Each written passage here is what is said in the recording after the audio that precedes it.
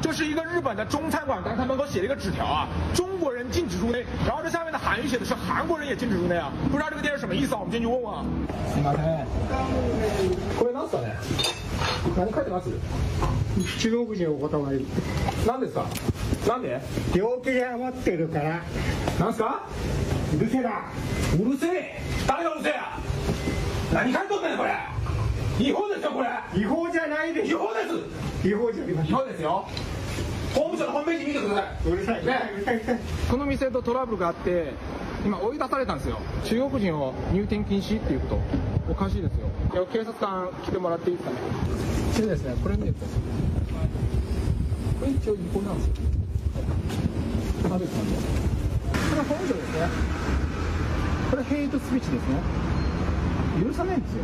はっきり書いてるんですよ。こういうね、特定の方を入店禁止するっていうことに関して自体はですね、警察の方でこれをお店側にいやこの方を入れなさい。一応正当な理由がないければこれは差別になるんですよ。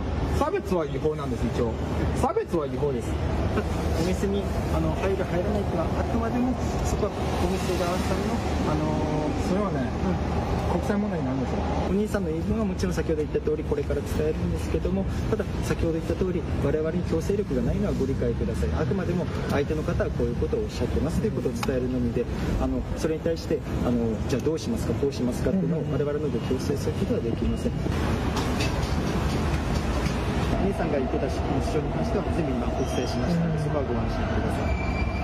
あとは何かご不明点とかございますか？剥がさないの？それに関してはお店の方に関しては今ことはしないということをおっしゃってたので剥がさないの？それに関して申し訳ないんですけど、いやこれ国際問題になるんですよ。今年中国と韓国の観光客何万人来たのか分かります？それは聞いて分かります？分かりますか？1500万人ですよ。でこれ問題になるんですよ。明らかに違法なんですよそれ。申し訳ないんですけどできないんです。できないです。申し訳ない。ここにずっと行ってもらうとこの場から離れていただきたいということなんです。どういうことですかね。